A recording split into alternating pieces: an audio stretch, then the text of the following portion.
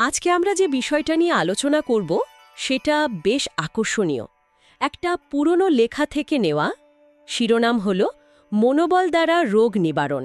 হ্যাঁ, ১৯৫৯ সালের লেখা। ঠিক, মানে এখানে বলা হচ্ছে যে মনের জোর দিয়ে, ইচ্ছাশক্তি দিয়ে নাকি শারীরিক অসুস্থতা সারিয়ে ফেলা যায়। দেখুন, মন আর শরীরের যোগাযোগের ধারণাটা তো বহু পুরনো, অনেক সংস্কৃতিতেই এর চর্চা আছে। অবশ্যই। তবে এই নির্দিষ্ট লেখাটা খুব জোর দিয়ে একটা কথা বলছে, শুধু ভালো চিন্তা নয়, দরকার একেবারে দৃঢ় অবিচল বিশ্বাস। হ্যাঁ, এই অবিচল বিশ্বাসের ওপরেই যেন পুরো ব্যাপারটা দাঁড়িয়ে আছে। একদম। লেখাটা বলছে এই বিশ্বাস এত শক্তিশালী হতে পারে যে তা আস্তে আস্তে শারীরিক রূপ নেয়, আর তার প্রভাব নাকি হবেই, অনিবার্য। হ্যাঁ, ব্যাপারটা শুধু পজিটিভ থিঙ্কিংয়ের মধ্যে সীমাবদ্ধ নেই তাহলে। না না, তার চেয়ে বেশি কিছু, যেন এক মানসিক শক্তি যা সরাসরি শরীরের ওপর কাজ করছে।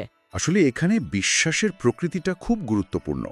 লেখাটা বলছে বিশ্বাসটা হতে হবে একদম একটানা, কোনো দ্বিধা বা সন্দেহ থাকা চলবে না। একটুও না। না, সামান্যতম সংশয় এলেও নাকি পুরো প্রক্রিয়াটাই ব্যর্থ হয়ে যেতে পারে। আচ্ছা। ওখানে একটা হিন্দি বাক্য আছে না, তন অনুও কো এসা বানা ডালেগা। হ্যাঁ, আছে। এর মানে কি দাঁড়াচ্ছে যে মনের সংকল্প শরীরের একেবারে ক্ষুদ্র কণা বা পরমাণুগুলোকেও নতুন করে গড়ে তুলতে পারে। এটা কিন্তু বিরাট দাবি। সত্যিই তাই, প্রায় বস্তুর ওপর মনের নিয়ন্ত্রণ। আর এই বিশ্বাসটাকে কাজে লাগানোর জন্য একটা নির্দিষ্ট সকালের অনুশীলনের কথাও লেখাটাতে বেশ বিস্তারিত বলা আছে। কিরকম? যেমন ঘুম থেকে উঠেই সংকল্প করতে হবে যে আমার অমুক রোগ যেন নষ্ট হয়ে যায়। আচ্ছা। তারপর শরীরের প্রত্যেকটা অঙ্গে হাত দিয়ে স্পর্শ করে ইতিবাচক কথা বলতে হবে। যেমন আমি নিরোগ, আমার শরীরে কোনো রোগ নেই, আমি সুন্দর, হৃষ্টপুষ্ট। আরও আছে, আমার পাচনক্রিয়া একদম ঠিক আছে, যা খাই ভালো হজম হয়, তার থেকে ভালো রক্ত, মাংস, মজ্জা, বীর্য তৈরি হচ্ছে। এই যে নিজেকে নিজে বলা, অ্যাফার্মেশনস। হ্যাঁ, ঠিক, নিজেকে বলতে হবে আমি বীর্যবান, ভাগ্যবান, আরোগ্যবান হচ্ছি, আমার ভেতর থেকে আরোগ্যের আভা ফুটে উঠছে। দেখুন, এই অটো সাজেশন বা অ্যাফার্মেশনের একটা মনস্তাত্ত্বিক দিক তো আছেই। এটা আমাদের ভালো থাকার অনুভূতিকে প্রভাবিত করে। তা তো করেই। কিন্তু এই লেখা অনুযায়ী ব্যাপারটা তার থেকেও বেশি। ওই যে শরীরে হাত দেওয়ার কথা বলা হলো, হ্যাঁ, ওটা হয়তো মনোযোগটাকে আরও বেশি কেন্দ্রীভূত করার জন্য, মানসিক নির্দেশটা সরাসরি সেই অঙ্গে পৌঁছে দেওয়া।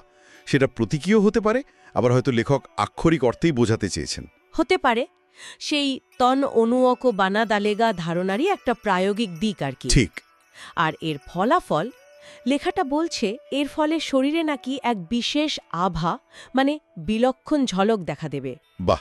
শরীর হবে নিরোগ, সুন্দর, আর ভবিষ্যতেও রোগ প্রতিরোধ ক্ষমতা এত বাড়বে যে কোনো অসুস্থতা নাকি কাছেই ঘেঁষতে পারবে না।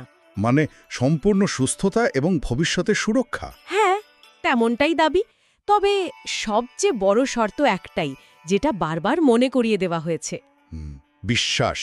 একদম, বিশ্বাসে যেন কোনো অবস্থাতেই ঘাটতি না হয়। যেমন বলা হয়েছে, স্মরণ রাহে বিশ্বাস কি কমি কিসি ভি হালত মে না হোনি চাহিয়ে। তাহলে মূল বিষয়টা দাঁড়াচ্ছে চরম একাগ্রতা আর অবিচল বিশ্বাস দিয়েই অসুস্থতা জয় করা সম্ভব, অন্তত এই উৎসের বক্তব্য অনুযায়ী। ঠিক তাই। তবে এটাও ভাবার মতো যে এই পদ্ধতি ব্যক্তির উপর একটা বিরাট মানসিক দায়িত্বও চাপিয়ে দেয়, কারণ বলা হচ্ছে বিশ্বাসের সামান্যতম অভাবই ব্যর্থতার কারণ। এটা কিন্তু বেশ কঠিন একটা দিক। নিঃসন্দেহে ব্যাপারটা নিয়ে ভাবার অনেক অবকাশ আছে। যাই হোক, জানিয়ে রাখি এই লেখাটা প্রথম প্রকাশিত হয়েছিল অখণ্ড জ্যোতি পত্রিকার সেপ্টেম্বর 1959 সংখ্যায়, পৃষ্ঠা নম্বর 22-এ। আচ্ছা। চিন্তনকে সান্নিধ্যামে বইতে। আর এই নির্দিষ্ট লেখাটা আছে সেই বইয়ের 661 নম্বর পৃষ্ঠায়। তথ্যটা দেওয়ার জন্য ধন্যবাদ। আজকের মতো তাহলে এখানেই শেষ করছি। ধন্যবাদ। ধন্যবাদ।